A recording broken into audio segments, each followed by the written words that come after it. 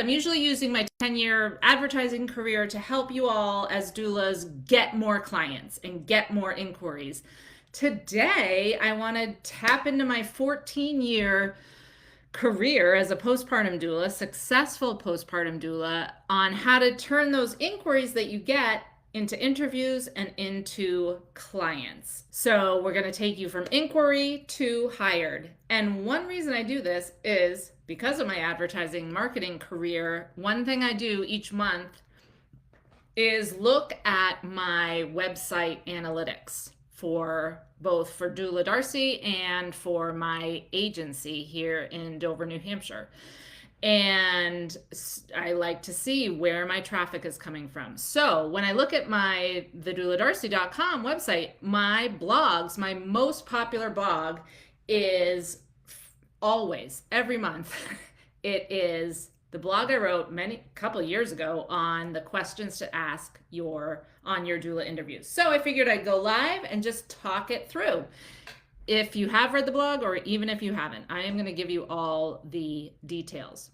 And just side note, highly suggest that you all check your website analytics too. There's so much that you can learn about where people are finding you, this is a side note, where they're spending time on your website, and just how many people, like if you can track growth as well. So those are all really good things to know. But for today, that's a whole other topic. Let's dive into the prenatal interviews, and please feel free to ask questions in the comments. I will get to them. Another thing is, like I said, I have been a postpartum doula, and what I'm going to share will absolutely apply to birth doulas too, but I have been solely a postpartum doula for 14 years. I have done a ton of client intakes and interviews, and I have really gotten a system down and nailed it. And another cool thing is that I have consistently, really my whole doula career, if I get to the interview stage with someone who's pregnant, like 90% of them hire me.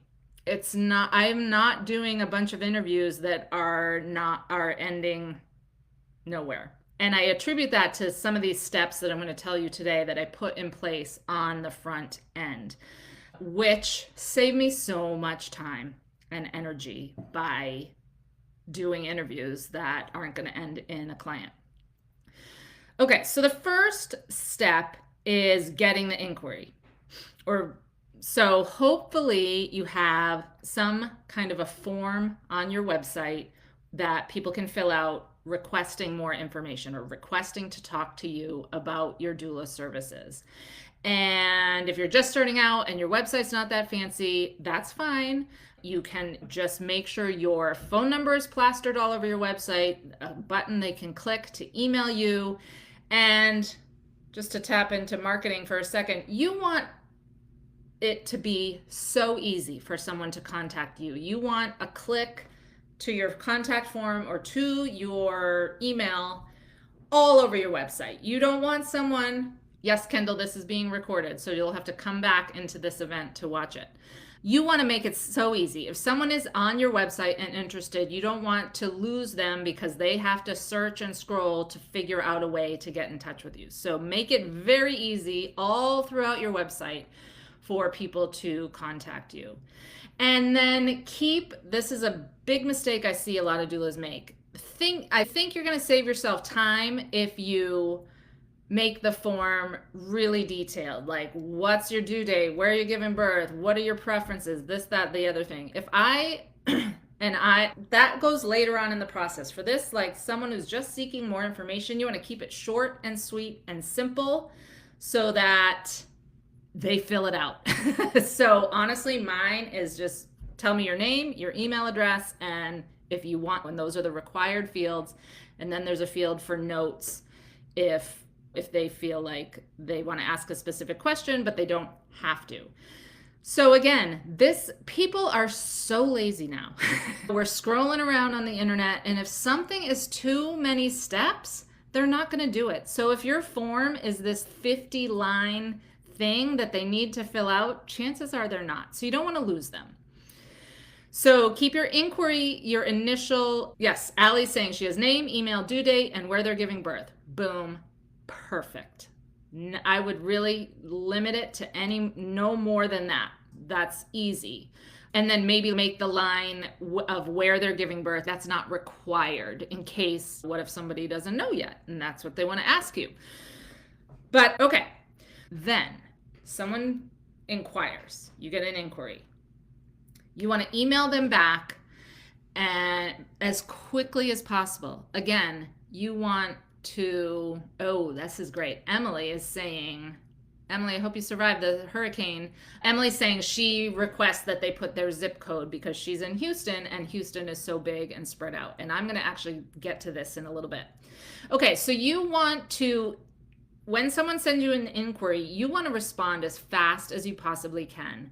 Because again, you want to jump on this while they're interested and while they are thinking about it. Because someone who's pregnant is, oh, maybe I'll get a doula. Let me do some research, fill out some inquiry forms, and then 2 days, and then the next day they're building their registry, planning their nursery, and maybe not as got doulas on the brain. So I know we're all busy and you don't want to be tied to your phone all the time, but if you can set up an autoresponder, like, thanks for contacting me, I'll be in touch within 24 hours. And like if I was a birth doula, I'd even put in there like I'm sorry, it's, sometimes it takes me longer to respond because I'm at somebody's birth. And someone who's hiring you to be at their birth, it would get that. Allie's saying her inquiry involves them self-scheduling a call, filling out those 4 questions, and then they get an email confirming the appointment. No, I think that is great. That's even better. So that's what I was going to say. You can use Calendly for something like that, where that's what Allie's saying she does. Someone can go to her website and just book a call, pick a time right then and there. And there's Calendly, there's Acuity, there's a few different softwares you can use to do that. And that's awesome. I don't do it that way because I like to have a little more control over my schedule. And you can set up your calendar in Calendly to cover that. But I'm just going to tell you what I do.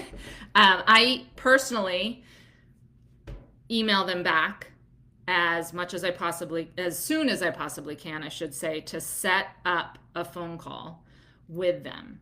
And then I click and put in my Calendly link for them to book a call. And here's why. Because I like to, via email, find out, as Emily was saying, what town they are in. Because I live in New Hampshire, which, for the opposite reason of Emily in Houston, New Hampshire is very rural in a lot of parts.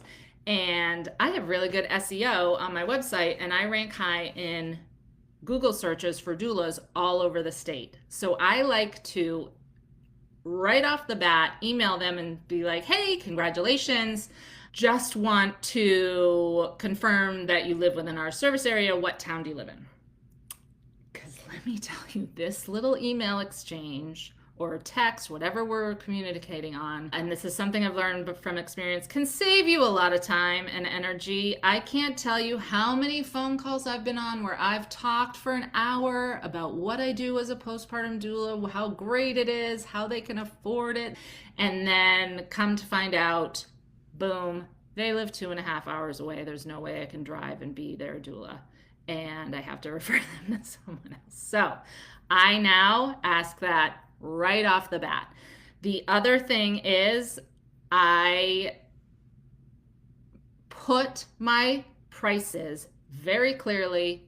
All my prices are listed on my website, and I do this to save myself, again, time, energy. I don't want to spend half an hour on the phone with someone who has no way of affording my services. And so sometimes a lot of times actually, people fill out my form and maybe they haven't been to my website or the services page of my website. So they say, hey, just want to learn more about your services and what they cost. And I just reply back and I say, you can read about them here. The cost is $45 an hour, blah, blah, blah. Where do you live? Let me know if you want to talk further. And I've gotten some replies that were like, whoa, that is way more. I thought this was going to be $10 an hour. And okay, great. I'm glad we got that out of the way, because I don't want to waste 20 minutes of my time on the phone with you if you think a doula is worth $10 an hour. So once I know that they're within my service area, they've seen my prices, we set up a call. Now, pre-COVID, oh, this is a great question. Jennifer is saying, if she primarily works daytime, should she ask that in the contact form if they want day or overnight support? I like to connect with every inquiry because I feel like every conversation is a touch point. Yeah. So in this case, Jennifer, I wouldn't ask that on the contact form. I would ask that.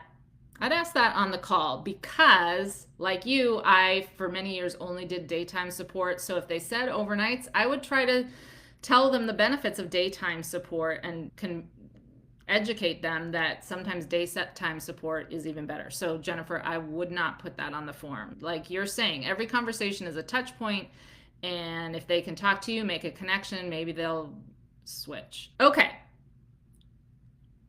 So before COVID, I would jump on the phone with them, answer a few questions, and then set up an in-person interview in their home. If after our call, and I'll get into this more later, I was feeling like they were definitely interested. And that was great because I got to see their home. I got to use the phone call to feel them out, see if I wanted to work with them, see if it seemed like a good fit. And then I saw their home, which is a great thing because you can pick up a lot of red flags by seeing somebody's home and just get a really excellent feel for them as people. But I have to be honest, since COVID, and everybody getting really used to Zoom calls, I don't do that anymore. And it's still going well for me. So now, email them back. We set up a call. We hop on a phone call. And here are the questions. Here is why you came. And here's the first thing I want to say. Your phone call, and as Jen said, your first touch point with a family, this is a huge opportunity to show them what it's like to just be this is going to sound funny, just to be in the presence of a doula. Like you can really teach them a lot about doula support in your initial phone call, Zoom call, in-person meeting, whatever, your first touch point with a potential client. And I want you to think about the energy, not the personality. You want to show up with your authentic personality. You want to show up with the energy you bring to the labor and delivery room, to their living room on your first postpartum visit. You want to be calm. You want to be confident. You want to be pleasant. You want to look nice. When I was first starting out, I was so desperate to get clients. Because I just wanted to be a doula. I just wanted to help another mom. So I would get on these phone calls and be like, I would just come on like a freight train, proving energy, trying to just spill out everything I knew and every possible thing a postpartum doula could do. And it was overwhelming. So don't come at your interviews and inquiry calls from a place of trying to prove yourself, proving energy, because that just feels desperate, and that's not a great fit. Come at it with a energy of confidence. I'm here. I'm a great doula. I will answer any of your questions. I'm here to listen to you. These interviews are such a great chance to stand out from the crowd of their friends and family who are all up in their face And you know how when you're pregnant and then everyone in the grocery store and everyone you ever met is coming out of the woodwork to tell you what to do and tell you how your body looks and that you're carrying big and that, oh my God, what do you mean you're going to take this test? And what do you mean you haven't signed up for this? And oh my God, make sure you register for this because I would have died without it. Okay. You all know what I'm talking about. The general public, the way they interact with pregnant people. You, as the doula, get to come in and be like, hi, how are you feeling? How's it going? Tell me about your morning sickness.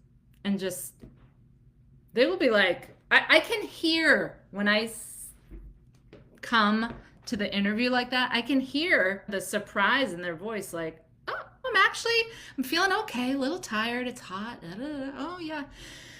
That is so great. You're setting the stage for what it's like to work with you. They instantly, and it's going to be subconscious for them. They might not even really consciously realize it, but they immediately get the feeling that they are going to be listened to. Their opinions and questions are going to be valued, and you have plenty of time for them.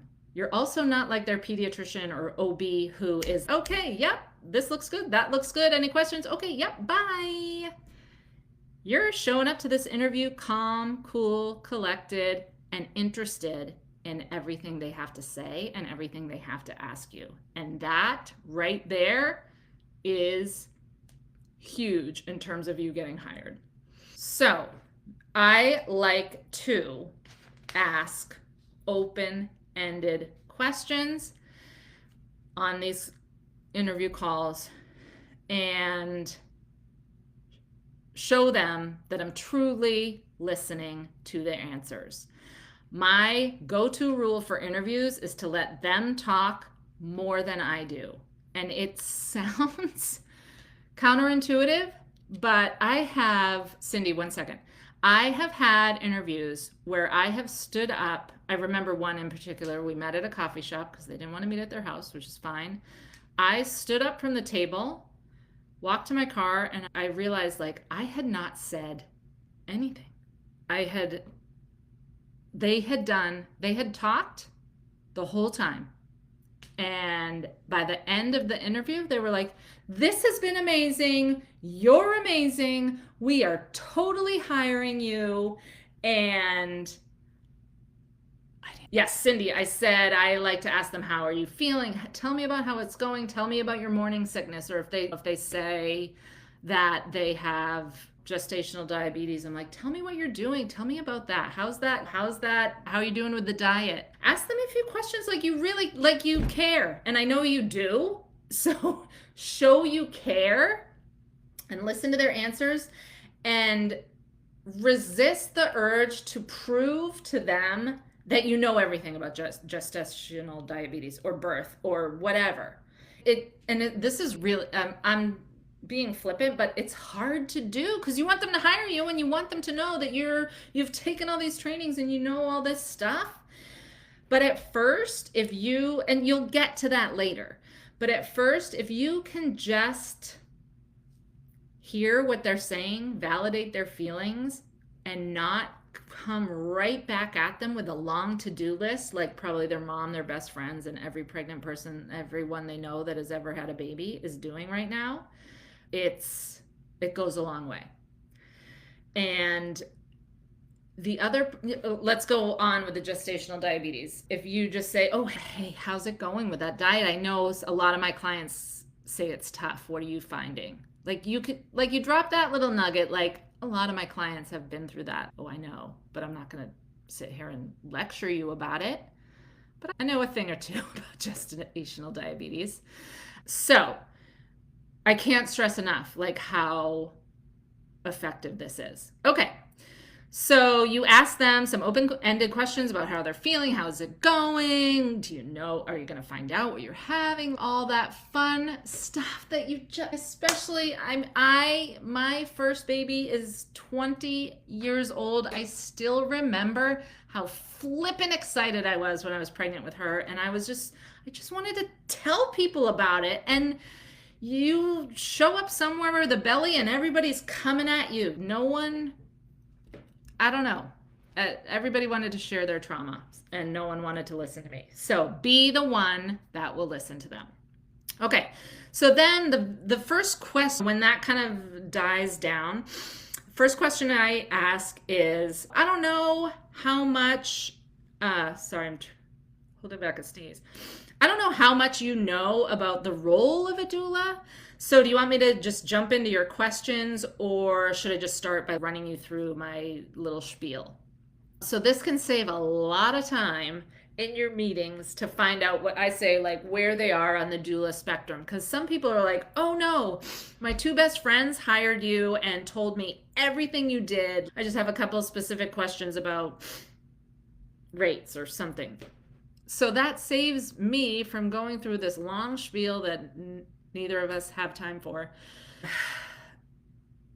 And then you get an idea. Do they have just like an extremely rough idea of what a doula is, or some more of an idea, or do they just want to learn more about me as a person?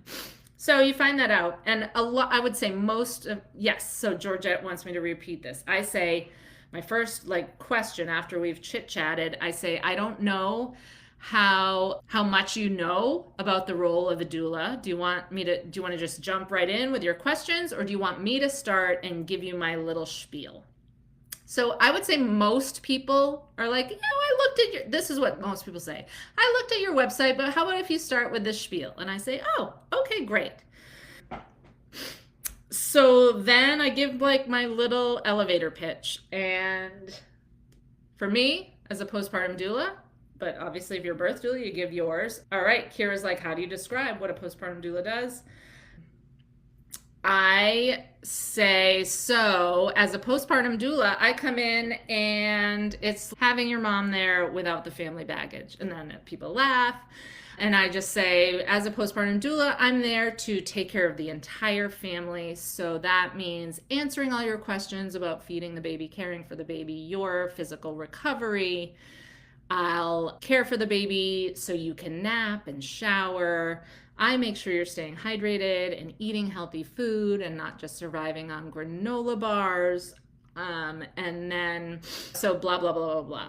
Okay. Then they're like, oh my God, that sounds amazing. So I like to really break it down into like real life scenarios, like saying, oh, I'll make you a sandwich and make sure your water bottle is always full.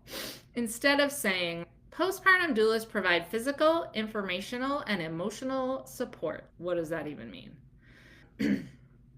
Yes, Emily's saying, do you schedule the interview so that the partner can join too?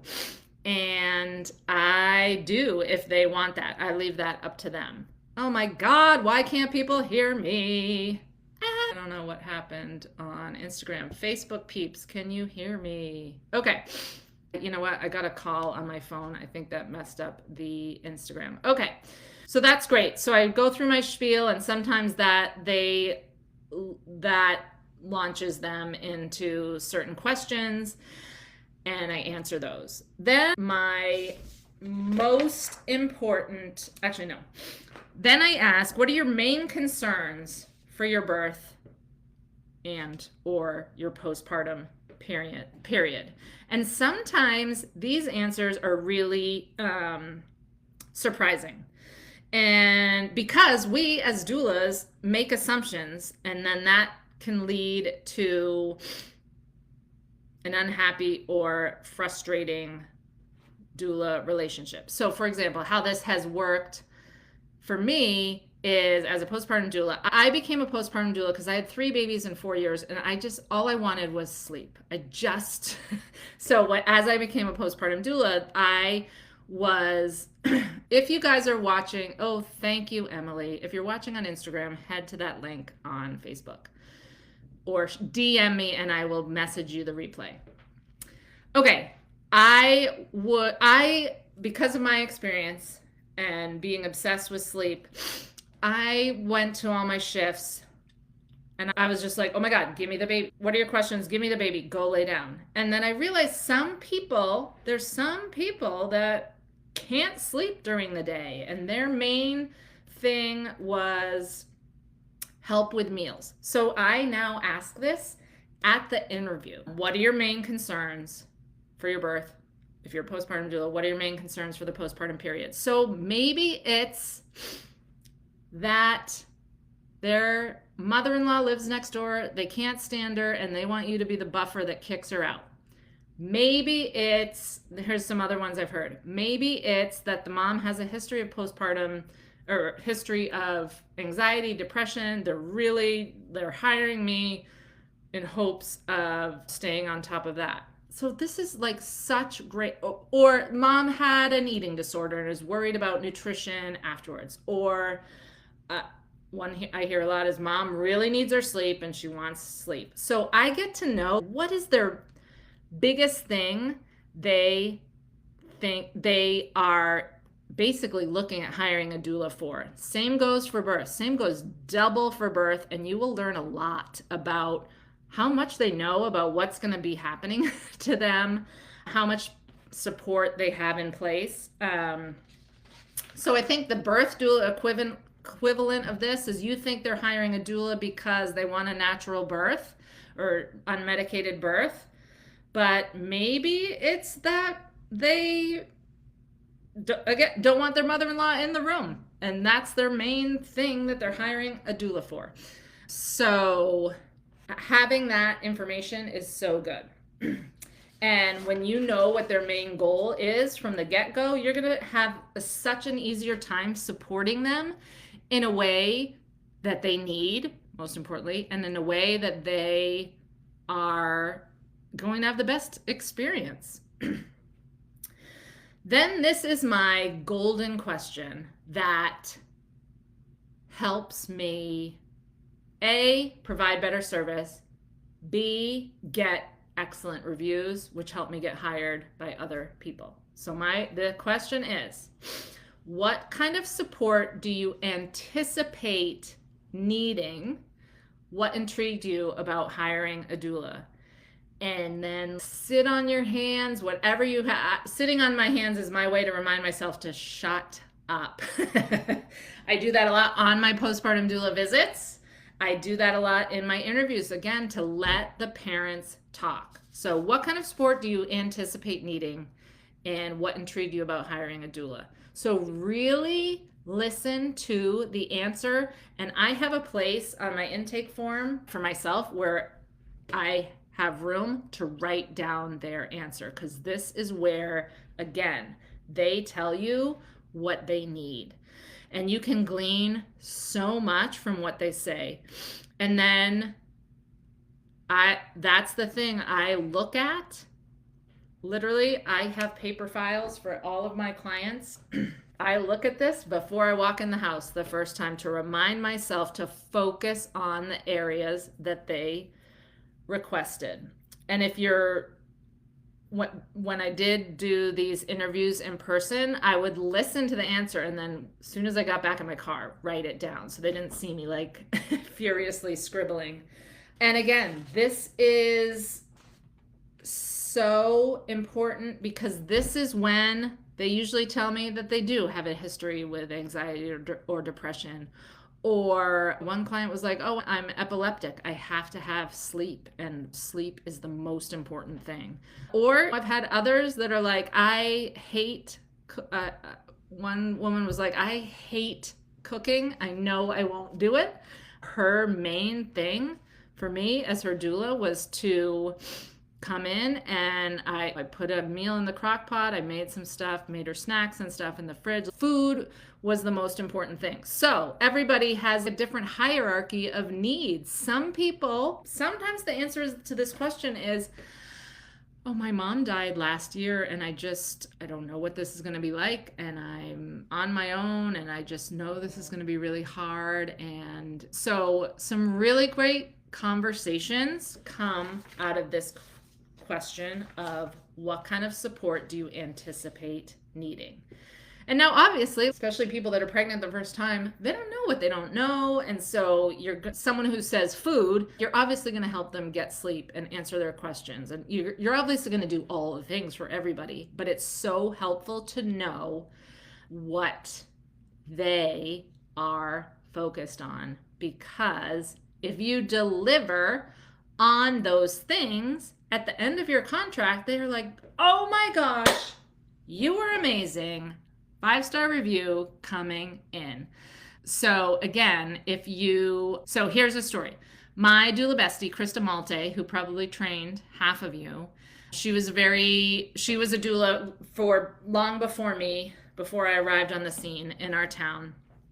And then somewhere down the line, someone having their second baby who had used Krista with their first hired me for their second, because I think Krista was having her own baby or was out of town or something. So anyway, I was pretty newer doula, and I was nervous because I was like, oh my gosh, this lady had her first baby with Krista, like the queen of the postpartum doulas, and now I'm coming in, a newbie, first year. I was really nervous. I asked her, I was like, you know what? I'm just going to ask her. I asked her when she was still pregnant. We were doing our little intake interview, and I said, so tell me, what did you appreciate the most about Krista's support? So this is, even if you don't know the doula they had before, this happens a lot. Like maybe they lived in another city and they moved and they had a doula the first time. What did you like the most about that? So I asked her, I said, what did you appreciate the most that Krista did for you? What was your favorite thing? And I'm expecting like, oh, it was her answers, because Krista has 20 million years of family life experience, and she's been a postpartum doula for 7 years. And this woman said, Krista made me breakfast every morning when she first arrived, and she said it was just she made me scrambled eggs, and it was just the best. And I just thought, oh my God, this is where I learned to ask these questions, because I was like, man, I was going to come in here and try to get this woman a nap, but she wanted help early in the morning, and she just wanted some scrambled eggs. And you know what? I showed up every day, I made scrambled eggs, and she was so psyched, and I did a great job because I was fully trained. But it just goes to show you, clear communication is so important. Yeah, Jennifer is saying, yes, I always say my doula made me quiche. It's going to be different for everybody. Okay, Rose wants to know, on overnights, cooking can be noisy. Do overnight clients want meals made? Probably not. Cindy's saying, oh, you better work on your scrambled eggs. Yes, I did. Yeah. Oh, I made sure. I was like, how do you like them? Runny, hard, dry? I'm like, how did Krista make them? What pan did Krista use? Rose, I think most overnight clients don't want you cooking because you need to be with the baby. So yeah, I think cooking is a daytime doula thing. All right, so those are my client interview tips. The one other question as a marketing person that I will add, that you need to add to your interview list, or maybe your inquiry list, is how did you hear about me? And write down the answer. Make it part of your form so that people know, so that you know how they heard about you. And was it Instagram? Was it Facebook? Was it talk you did at the library? Was it another client you've worked with before? Was it a provider? And then keep track of these answers, because this tells you what part of your marketing strategy is working and what part of your networking strategy is working. Who are the providers out there who are referring to you and who isn't? And send thank you notes to the ones who are, to the clients who refer to you. It's so nice to thank and send appreciation to the people who are referring to you, and then to know, oh, I found you on social media, or I found you in a Google search. So another story, which when I first started, again, 10-year background in marketing and advertising, I was asking this question from the get-go because I wanted to know what was working. So when I first started out, everybody said, oh, I heard of you from my friend. I saw you on Facebook, because I started in the 2010. Facebook, Instagram didn't even exist.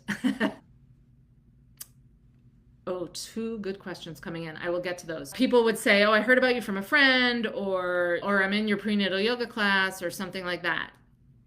Now I think 80% of the inquiries I get, they say, I found you online. So this is why you always see me talking about search engine optimization and optimizing your website to get found, because that is the best thing you can do. The only place you should be spending money for your doula business is to getting your website to rank higher on Google. Okay, and speaking of which, coming up July 23rd, next Tuesday at 3 p.m. Eastern, I'm doing another one of these Facebook Lives all about what your website needs to attract in these inquiries so you get more interviews. So July 23rd, 3 p.m. Eastern. If you're not on, shoot me a private message with your email. I'll make sure you get the invite for that one. Okay. Oh, Cindy says, would that question be on an intake form, or would you suggest to add it on our contact form on our site? I don't know which one you want, but actually, whatever it is, I would add it to questions you verbally ask them when you're on the phone. Like you want the least amount of information on your initial contact form. Okay, Nayuna says, what happens after that conversation? And she says, oh, no, thank you. You don't have to do that. But because you knew that was helpful before and now declining it now. If someone says they don't need it, even if I think it's helpful, I don't do it. I don't do anything someone doesn't want me to do. So, yeah. I've had clients say, oh, no, you don't need to watch the baby so I can nap. I'm a bad napper. And in my head, I'm like, what? My kids are grown up. I still will nap any chance I get. I love sleeping. So when I meet a mom that's or a parent, a newborn parent that doesn't want to nap, I'm like, I don't know, but whatever you say, I will. Because then we usually run out of things to do. And I'm like, you sure you don't want to go lay down? Even if you don't sleep, just rest your body. So I hope that helps you, Nayuna. All right, Megan says at night she cuts up fruit. That's a great idea. Makes muffins or egg bites for the morning. Oh, yes, she says, and people say they wake up and it smells good. Okay, that would be amazing. Megan, thank you for sharing that. Okay. Leslie says, I'm sure most people want to know right off the bat your rate. How do you handle answering that question, especially if they're shopping around to find someone to fit their budget? So, like I said, my rates are on my website, so most people already know, which I just love. Like, it's already out there. They know. But then some people do ask. And I just say, our rates are $45 per hour. Our minimum daytime shift is 4 hours, and that is that's our rate. That's what it costs. That's what it costs me to go drive over, spend the time there, tolls, credit card fees, insurance. That's my rate. So if someone's shopping around to fit their budget and that doesn't fit in their budget, like, I hate to say it, but like that, I can't take them. That being said, we do a couple pro bono clients a year. We do offer discounts. This hasn't happened lately, but I've given discounts if someone was going to pay cash, or if someone lived 3 miles from me, like I wasn't going to be spending an hour in the car there and back to get to their house. That's worth time to me. With time is money. So I'll give a little discount if they're needing it. So Leslie, my rate is my rate. As an agency, we have to get paid a certain amount for the agency to run and all the doulas to be buying food for their kids. And like I said, when we have extra time, we do some pro bono clients. Oh, great question. Do you ever increase your rate for traveling further? Yes. I just add on. And I know some people are like a certain amount per mile. if you're beyond a 30-minute drive from us, I charge an extra hour. So if it's a 45-minute drive for my doula to get to you, and for a 4-hour shift, you're going to be charged 5 hours. So that covers the extra driving. Kelly, that's a great way to talk about sliding scale. So I love it. So, okay. All right, Georgia. Yes. Okay. So great. So Kelly's saying, here's how I talk about sliding scale. Georgette says she doesn't mind Driving, that's great. If you live somewhere where everything's a drive, or you don't mind driving, or you're an empty nester, you don't have kids at home, and it doesn't bother you, you don't have to have a travel fee. I do, because I got 3 kids who need to be picked up. And if I'm driving, anyway, my life and my doulas who work for me all have little kids. Like, we can't be spending extra hours driving at this point in our lives. Jennifer, can you repeat that about driving? I don't do, some people are like, oh, if you're 50 miles out, that's 20 cents a mile or whatever. I just don't even mess with that. I just tack on an extra hour. So if it's a 4-hour visit, they are paying for 5 hours of postpartum doula support to cover the driving time. Okay, so this has been so much fun. I thank you all for showing up. There's a lot going on. So this Thursday, the 18th at 2 p.m., Jane Havens and I are going live, and that is going to be via Zoom. And we're going to be talking about adding sleep consulting to your doula business. So if you go back to my Facebook page, you can find that link. And then, like I said, July 23rd, Tuesday the 23rd at 3 p.m., I'm going live again, talking about the features your website needs to attract clients. I look at a lot of doula websites, and so many of you are missing some simple things that are going to make it easier for clients to find you. And then in August, I have 3 webinars, 3 different time slots, same webinar on how to get doula clients. So again, head over to my Facebook page, find that link, shoot me a message. And then coming up, if you're in my doula village or want to join my doula village, we have office hours next week. I also have my dear friend and financial planner. He's been my financial planner for 20 years, and we went to college together. It's the first time we're having a man as a guest expert in my doula village, but he's coming into my doula village to talk about retirement planning for doulas. Those of you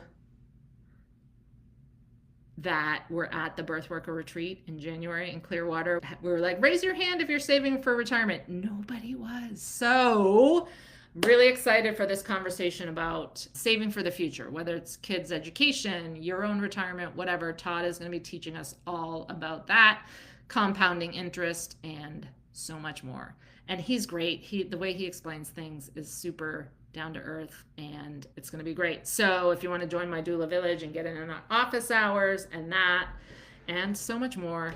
So lots of things coming up. I am just excited to be out helping you all get more clients, do good work. I think especially in today's world, we as doulas are needed.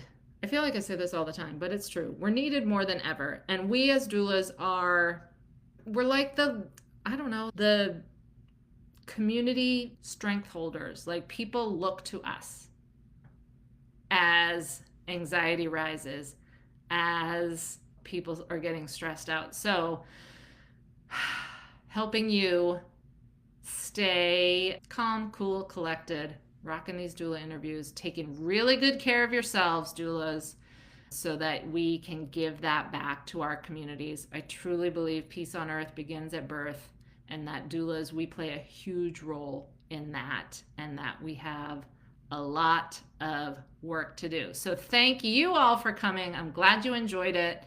Cindy, I'm glad you're enjoying Jane's sleep consulting certification. And Jennifer saying January is self-care. Yes, weave a little self-care into your day every day. So even if it's 5 minutes, I've been sipping my coffee outside, like just looking at the trees, and it's good for the soul. So you're all doing such important work. Stay at it. Stay tuned. Again, message me any of the upcoming trainings. And yes, so Morgan Patterson, yes, shoot me a PM. We can talk about my doula village. You can also head to douladarcy.com/ or click on the My Doula Village button. But yeah, Morgan, send me a DM. I would love to have you join. It's a great Community. I think we have about 90 doulas in there. So we have a private Facebook group. You join today, you're instantly in the Facebook group. You instantly have access to the video library of trainings of past guest experts. And then you're invited, like I said, to retirement planning for doulas next week. But you have a Netflix for doulas, binge-worthy library of video trainings on all aspects of marketing your doula business, being a doula, and all the things. So my doula village is where I'm hanging out all the time. I love it. We have office hours. That's the other thing. Twice a month I am on Zoom and we hang out for an hour and a half. I'm answering all your questions. We have the best conversations in there. Some of my villagers are here. Don't we just have the best conversations? Everything from like, how do I get more clients to, okay, this happened today with a client, or I just had this traumatic birth and what would you guys do? And it's just, we talk about all the doula things, and it's a very incredibly supportive place. Doulas from all over the US and Canada, Australia, and I just love it. So, yay! Beautiful Birth Doula says she just became a certified professional birth doula. Congratulations! That is so exciting. Yay! Awesome. All right, I will hopefully see you all Thursday for adding sleep consulting, or next Tuesday to talk about the website features you need to make sure are on your website to attract clients. So have a great day, everybody. Bye.